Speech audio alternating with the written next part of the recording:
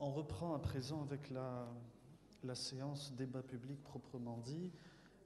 On a reçu énormément de questions et bon, il y en a une qui m'est adressée pour me demander ce qu'on pense des événements du MZAB. Je voulais absolument qu'il y ait quelqu'un pour faire une intervention sur un aspect plus ou moins proche de ce conflit interethnique. J'y suis pas arrivé. Et la personne qui devait intervenir sur une question proche s'est désistée à la dernière minute. Donc c'est très difficile de trouver des spécialistes en sciences sociales qui travaillent sur ces questions-là. Et ceux qui ont plus ou moins travaillé sur ces questions, parfois ne souhaitent pas participer à un forum public comme le nôtre. Donc voilà, je tiens à ce que vous le sachiez, ce n'est pas du tout un évitement de notre part, au contraire. Mais c'est aussi la rareté, d'où le besoin des sciences sociales. Et on retombe toujours sur le problème de l'université et donc du système politique. Bien. Donc je vais donner la parole à Madame Lalami qui a eu une longue série de questions et après à Moussaoui et Asba. Bien. Il y a une première question qui me reproche de n'avoir pas abordé les questions économiques. En fait, j'ai voulu me placer dans le cadre du débat qui est une interrogation sur les questions sociétales. Cependant, quand j'aborde des questions d'emploi, c'est évident que ce sont des questions socio-économiques et j'ai essayé d'y répondre dans le temps qui m'était imparti du mieux que je pouvais. Alors, il y a plusieurs questions à propos du Code de la famille, notamment sur la polygamie. On sait que la polygamie a été restreinte dans la réforme de 2005, puisque pour contracter un deuxième mariage, un homme doit obtenir l'autorisation du président du tribunal. Au cours des travaux de recherche que j'ai effectués sur cette question, je me suis rendu compte que 44% des demandes de deuxième mariage étaient accordées.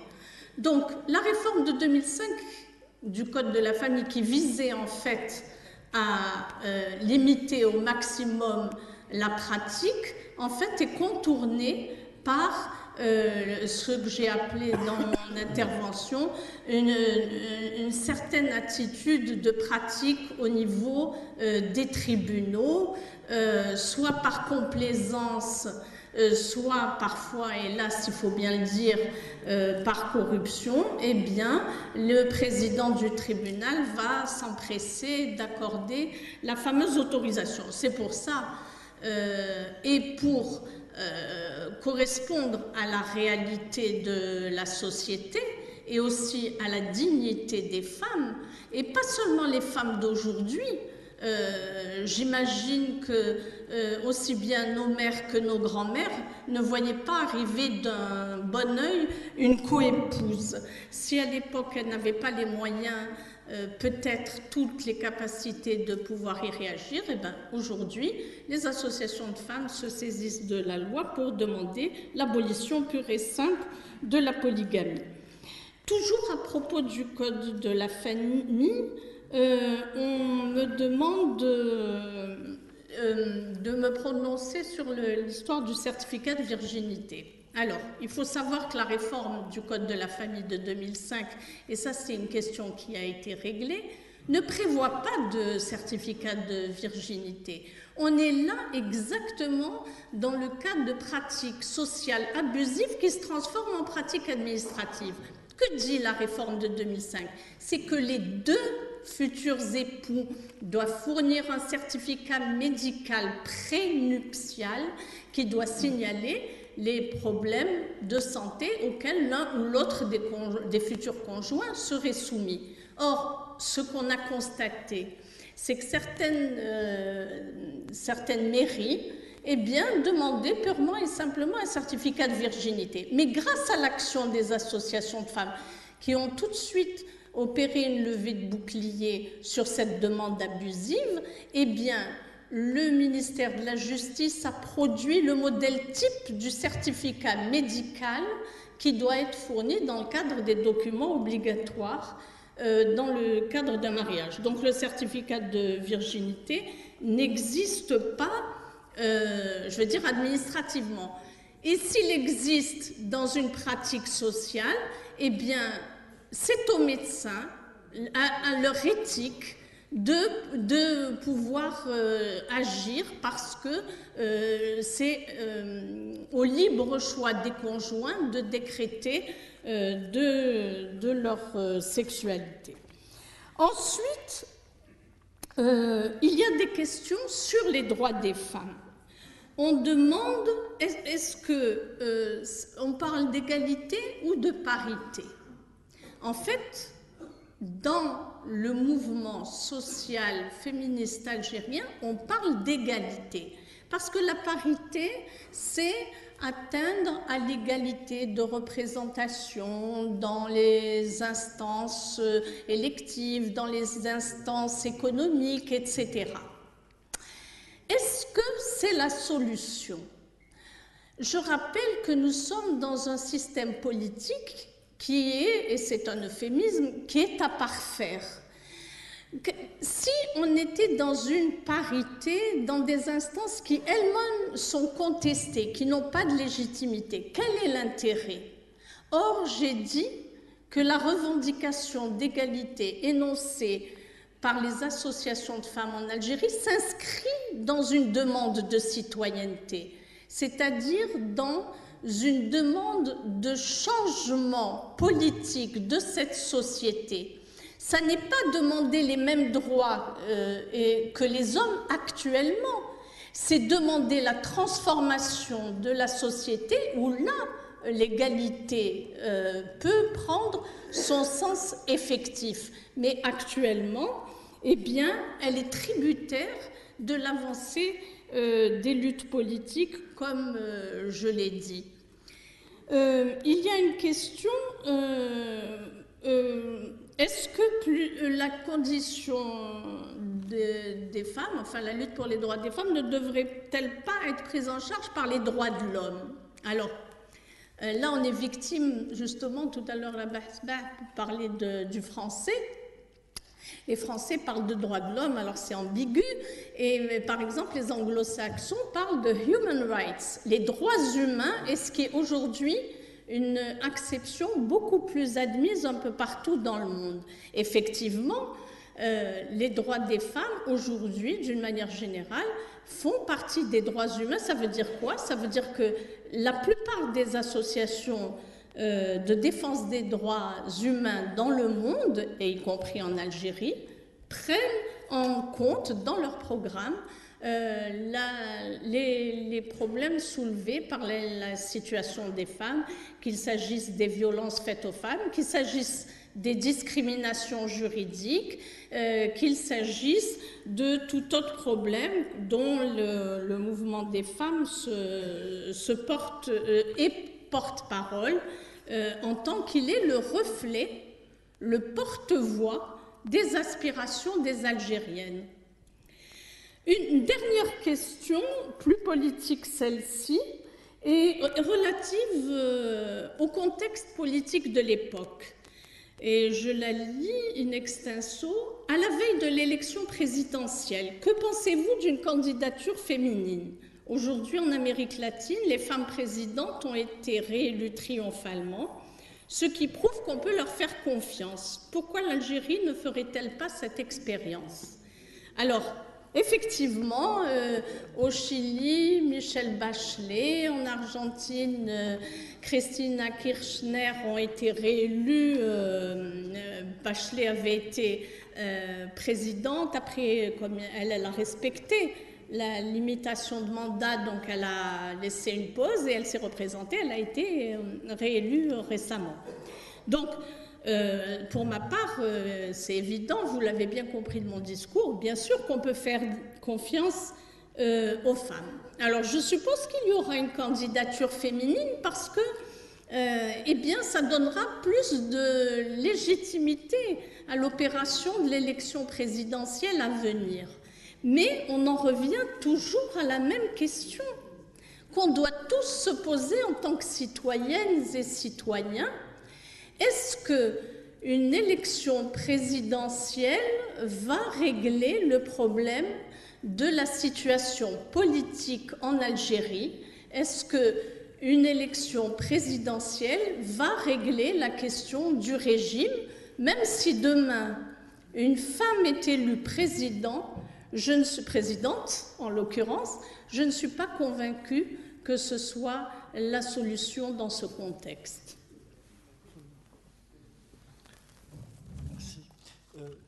Avant que vous donniez la parole à M. Sba, j'ai une petite question qui touche un peu à cette dimension-là.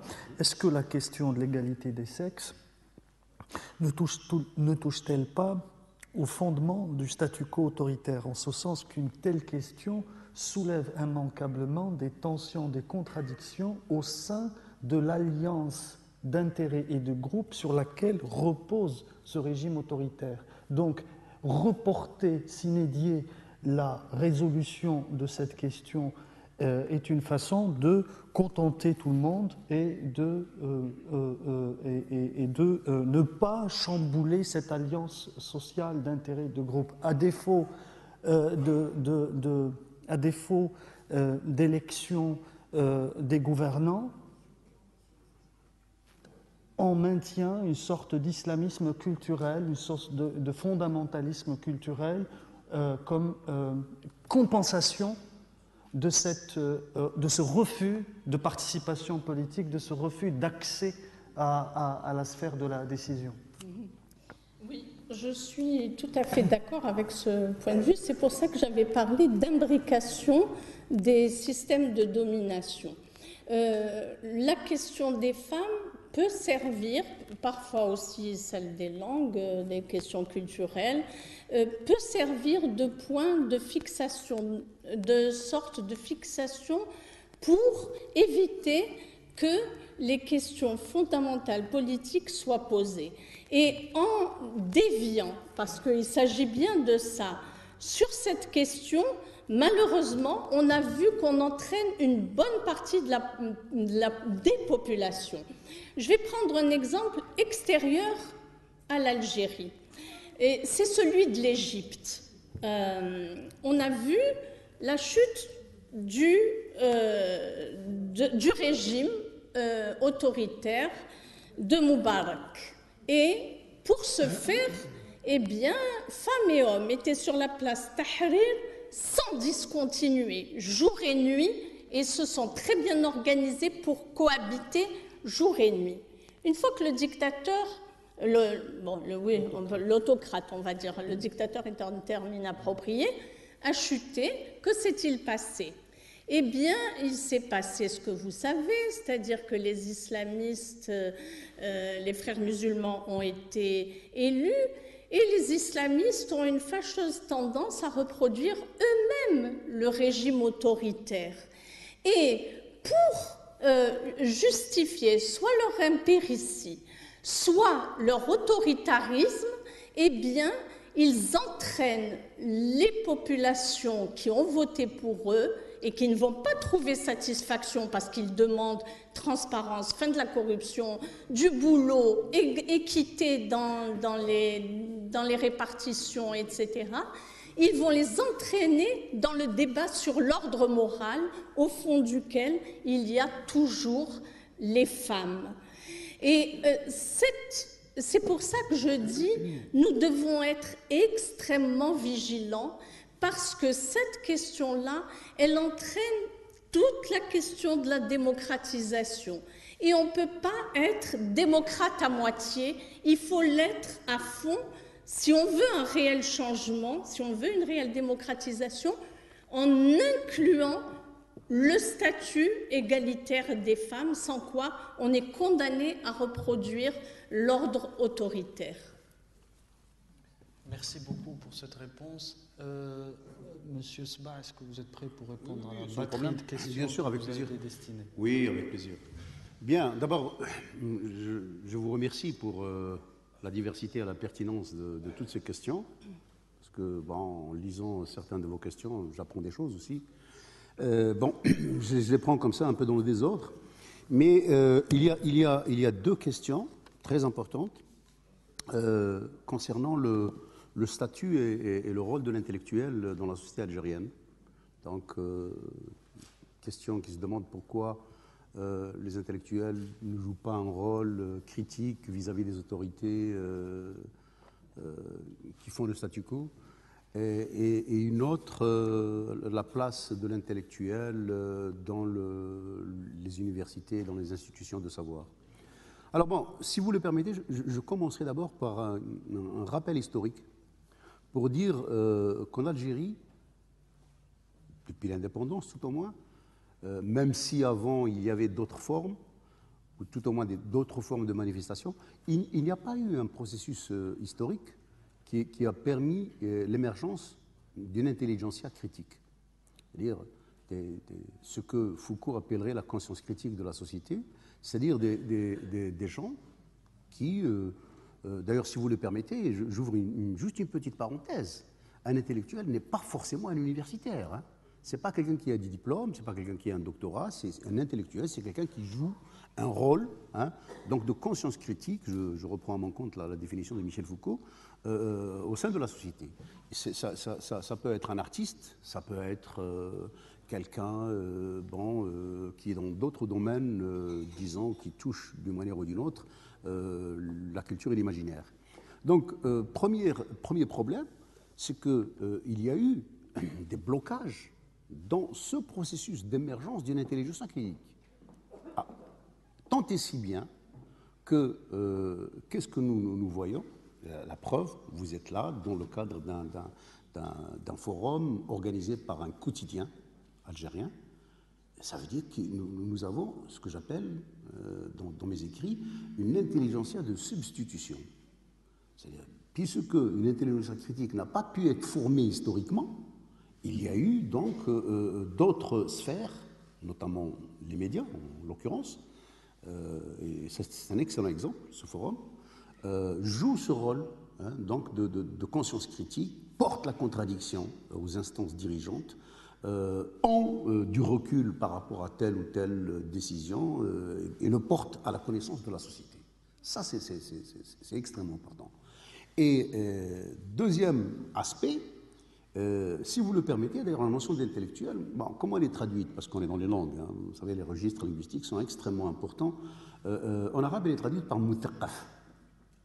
Mutaqaf, littéralement, veut dire le cultivé ou le culturé, celui qui est dans la culture. Andu thaqafa, lahu thaqafa, mutahassil ala thaqafa, ila akhirih. Donc, la figure de l'intellectuel, je rejoins par Abdelrahman tout à l'heure en disant qu'en fait, un certain nombre de figures historiques évoluent socialement.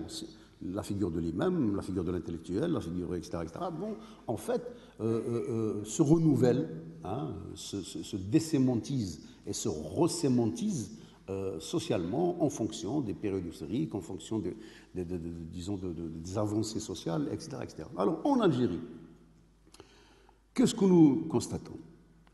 C'est-à-dire que, bon, pour ne parler que depuis les années 60, parce que, bon, avant, on pourrait en parler si vous le voulez, mais la question concerne l'intellectuel d'aujourd'hui. Il y a eu deux figures, disons.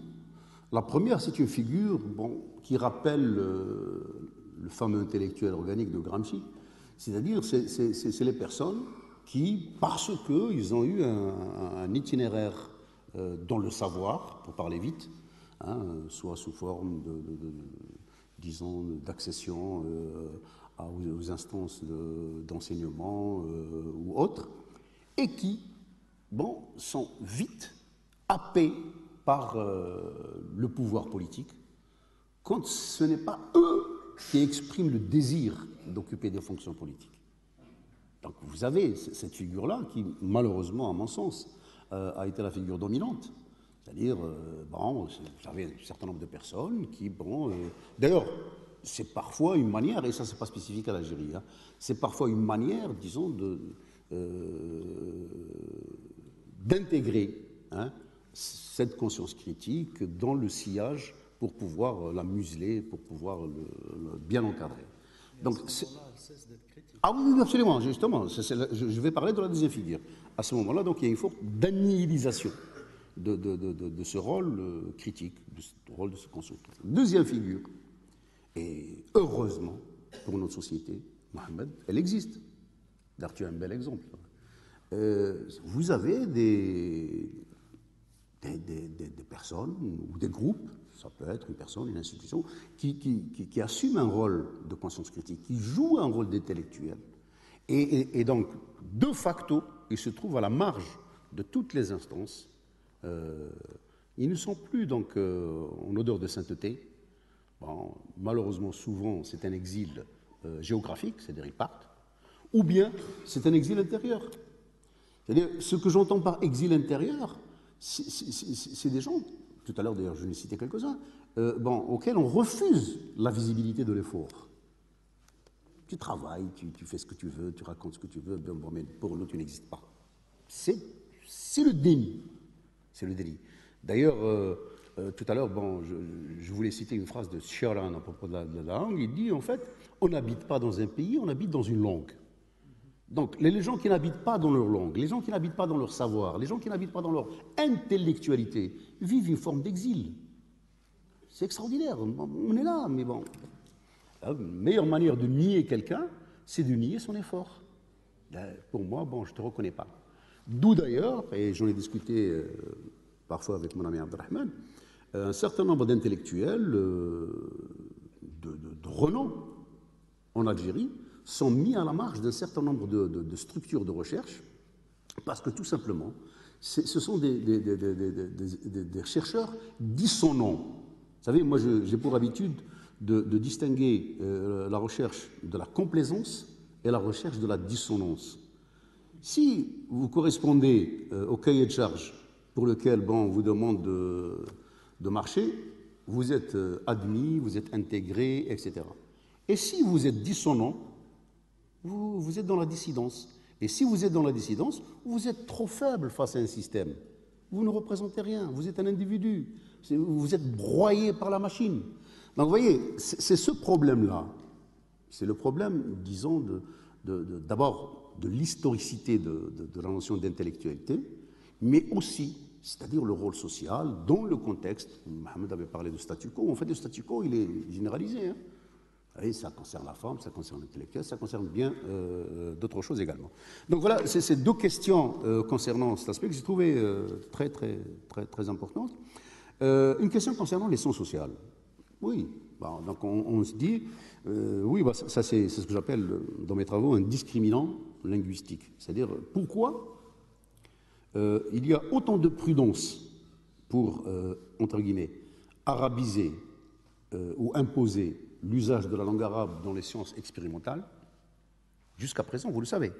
La médecine, l'architecture, tout ce qui est sciences dites lourdes, sont enseignées en langue française. Les sciences sociales et humaines, depuis 1980, c'est-à-dire, ça fait 30 ans, un peu plus de 30 ans. Voilà, 34 ans. Donc, c'est une date que je retiens, c'est le 14 septembre 1980. OK. Donc, qu'on a décidé de commencer par les sciences sociales et humaines. D'abord, parce que s'il y avait danger, entre guillemets, de conscience critique, pour reprendre la conception de Foucault, il ne peut venir que des sciences sociales humaines, la philosophie, la sociologie, qui sont par définition des disciplines critiques. Bon, mais ça c'est leur histoire, c'est pas parce que les gens qui étudient ces disciplines le veulent, mais quand on sait par exemple que En sociologie, par exemple, une figure de Marx, elle est incontournable. Donc, vous voyez, quand vous étudiez Karl Marx, vous êtes nécessairement amené à adhérer à un certain nombre de ses thèses, etc., etc., etc. Donc, d'abord, parce que ce n'est pas un hasard, hein, je réponds à cette question, ce n'est pas un hasard si on a voulu commencer par les sciences sociales et humaines. Et on a continué. Et non seulement on a commencé par les sciences socio-humaines, une forme de musellement, de muselage, etc. Et on continue à leur servir des salves, hein, que vous avez rappelé. Parce que c'est assez paradoxal. Moi, je dis en fait, c'est une manière de se venger, entre guillemets. Hein. C'est-à-dire, vous savez que, par exemple, pour cette année universitaire, il y a plus de 65% d'étudiants algériens qui ont choisi de s'inscrire en sciences sociales et humaines. À telle enseigne que notre Premier ministre a crié au scandale en disant qu'est-ce que c'est cette histoire, allez étudier les mathématiques, allez étudier la physique, la chimie, etc. Et les sciences sociales, c'est shi'r, c'est etc. Oui. Donc, vous êtes au courant de cette histoire. Bon, c'est une manière de dire en fait que ça dérange. Ça dérange. Malgré ces tentatives de musellement, hein, bon an, mal an, il y a des sociologues, il y a des anthropologues, il y a des linguistes, il y a des sociolinguistes, des philosophes qui continuent à réfléchir sur leur pays, à réfléchir sur le statu quo, à réfléchir sur toute forme d'oppression. Et ça, bon, moi je crois que c'est indiciel, c'est symptomatique, la réaction de cet homme politique dernièrement, est symptomatique au sens clinique du terme. Hein. C'est symptomatique d'un dérangement qui provient de ces disciplines. Donc voilà, bon, je suis obligé d'aller vite parce qu'il y a beaucoup de questions. Il y a une question qui est assez proche d'ailleurs de celle-ci, concernant le savoir, le statut du savoir dans la société algérienne. Bon, ça nous ramène effectivement à notre questionnement de départ. Et vous savez que la société algérienne, malheureusement, et je le répète encore une fois, malgré tous les efforts qui sont fournis par des individualités concrètes, c'est une société qui ne valorise pas la connaissance et le savoir en général. Vous pouvez écrire des livres, vous pouvez participer à plein de rencontres, etc. Mais bon, on ne donne de la visibilité qu'aux choses qui vont dans le même sens, qui caressent dans le sens du poil, etc. Bref, qui joue le rôle de cet intellectuel organique dont j'avais parlé tout à l'heure en référant à Gramsci. Donc, excuse-moi de rebondir. Oui, bien sûr, avec plaisir, Mohamed. Est-ce que ça a toujours été comme ça? Est-ce que dans les siècles reculés, il n'y avait pas une respectabilité de la figure du savant, du alim? Oui, bien sûr, bien sûr. D'ailleurs, même récemment, Mohamed, c'est-à-dire, bon, même au début de l'indépendance, vous savez, il y a la figure, je crois que Abdelrahman avait parlé un peu de ça tout à l'heure, la figure de l'intellectuel traditionnel, par opposition, etc.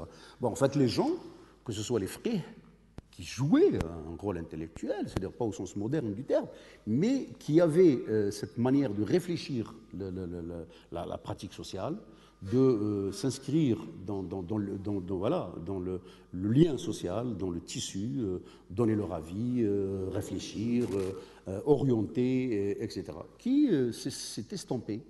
Bon, maintenant, Mohamed, on peut aller encore plus loin, c'est-à-dire, bon, à l'époque, quand l'Empire ottoman a mis son pied dans les environs, il y avait quelques lettrés, hein, on les appelait ainsi à l'époque, quelques lettrés, et là, on revient au problème des langues, ils étaient rares.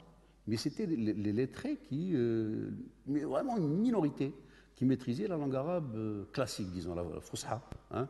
Elle était destinée à une élite.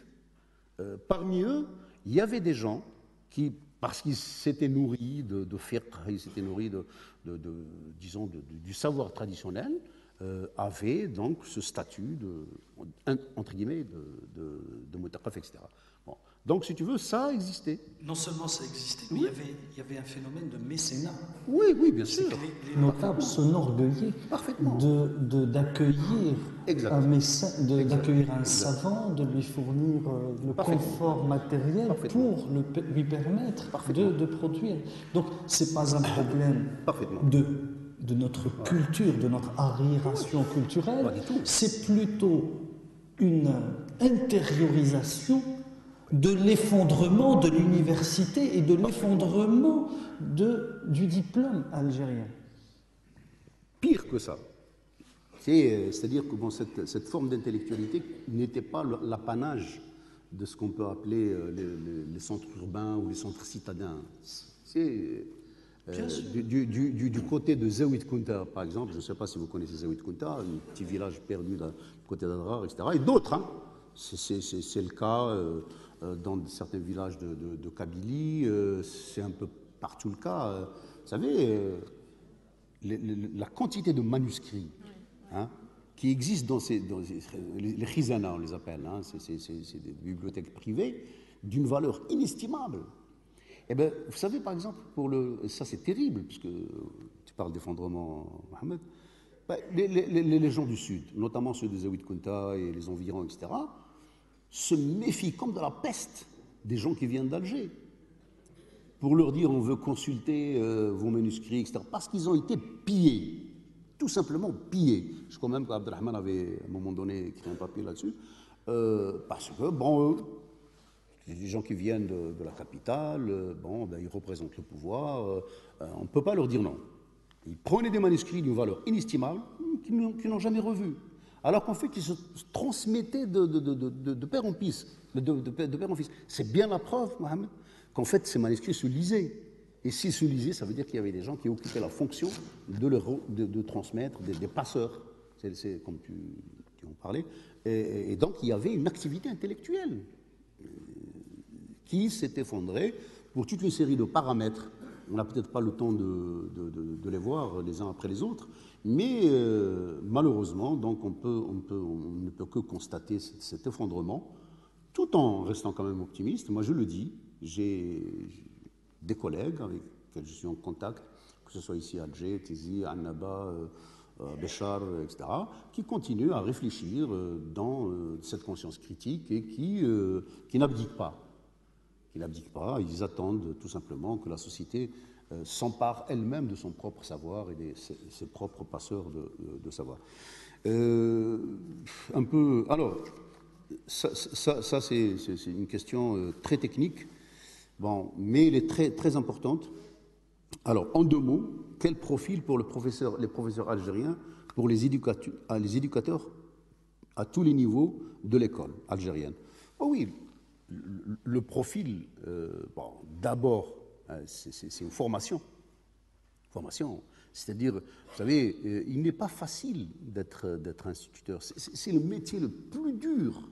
Former à la citoyenneté, former des gens, leur transmettre le savoir, c'est d'abord des prédispositions. Il faut aimer. Quand on n'aime pas ce métier, on ne le fait pas. Hein, donc il y a une phrase célèbre d'ailleurs qui dit « On ne choisit pas le métier d'enseignant, on l'aime ou on ne l'aime pas ». Un peu plus, je crois que c'est Mitterrand qui avait dit ça. Bon, alors, il y a ça. Ensuite, vous savez, un instituteur, c'est quelqu'un qui est d'abord en mesure de prendre en charge une classe, pas seulement sur le plan pédagogique, mais sur le plan psychologique, sur le plan éducationnel, sur le plan moral, etc. Donc le profil, il n'y a pas de secret, c'est une formation de qualité. C'est une formation de qualité et une sensibilisation au métier. Bon, alors il reste encore deux ou trois questions. Oui, alors ça c'est les intellectuels. Ah oui, c'est d'autres, je ne les avais pas vus. Attendez, je termine d'abord avec ça. Construction. Alors, citoyen, le temps colonial est donc privé de... Attendez. Que pensez-vous de la consécration du monolinguisme dans nos universités?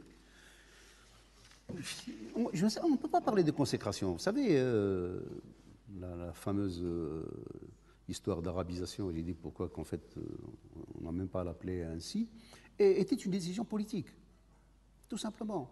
D'ailleurs, comment? Ah oui. D'ailleurs, moi, il est assez paradoxal de constater que, qu'en fait, quand on a ciblé la langue française, on n'a pas ciblé les citoyens français, on a ciblé les citoyens algériens. Le fait d'avoir été formé c'est un peu notre cas en langue française, et on est là. Pour ma part, je n'ai jamais vécu ailleurs que dans la société algérienne, sauf pour des petits séjours, etc. Toute une sensibilité, tout un imaginaire qui m'habite et dans lequel j'habite. J'avais appelé tout à l'heure, rappelé la phrase de Turan, c'est-à-dire on habite dans une langue. C'est aussi ça qu'on a voulu casser. Parce que le processus de substitution d'une langue à une autre n'est pas le processus de substitution d'un instrument par un autre. C'est beaucoup plus complexe. Ce choix pour monolinguiser les disciplines sociales et humaines d'abord, et ce n'est pas un hasard, c'est une manière de les réduire. De les réduire. D'ailleurs, vous savez que jusqu'à présent, 34 ans après, les étudiants qui viennent entièrement arabisés du secondaire continuent à chercher une bibliographie en langue française, à fouiller dans Internet, etc., pour pouvoir récolter quelques informations. Parce que tout simplement, les livres qui viennent du Moyen-Orient, ou même pour certains qui sont faits ici, ne correspondent pas du tout à leur attente. Donc en fait, pour moi, c'est un échec. C'est-à-dire, en plus des problèmes que j'avais soulignés tout à l'heure, ce double apprentissage de langue et de savoir qui ne se fait pas, qui ne s'effectue pas, si je parle de la quotidienneté pédagogique, de la quotidienneté, cette monolinguisation est pour moi un échec. Donc, Mohamed avait cité tout à l'heure un de mes ouvrages, en l'occurrence Arabisation et son social, où je traite justement de cet aspect-là, parce que je l'ai écrit à peu près juste quelques années après la décision d'arabisation, et j'ai pris pour exemple l'université. Il est sur Internet, vous pouvez le consulter pour plus de détails concernant. Alors,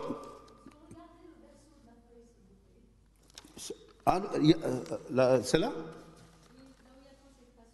Ah oui, pardon. Ah oui, c'est long. Dans le milieu, c'est ça? Dans le milieu universitaire en Afrique, c'est ça? D'accord. Alors, subsaharienne, il y a des thèses de doctorat. Ah oui, très bien. Dont le postulat est celui-ci. Enseignement des langues maternelles et le processus du développement durable, qu'en pensez-vous? Ben oui. Vous dites plus loin que chez nous, le développement durable se réduit à l'écologie, etc. Bon, mais d'abord, l'enseignement des langues maternelles. Vous dites bien les langues maternelles, effectivement, parce que c'est au pluriel que pour le cas de l'Algérie, il faut utiliser cette notion. Il y a des langues maternelles. J'avais fait tout à l'heure allusion donc à l'atlas de l'UNESCO et des langues qui sont en train de mourir. Il n'y a pas d'autre terme, etc.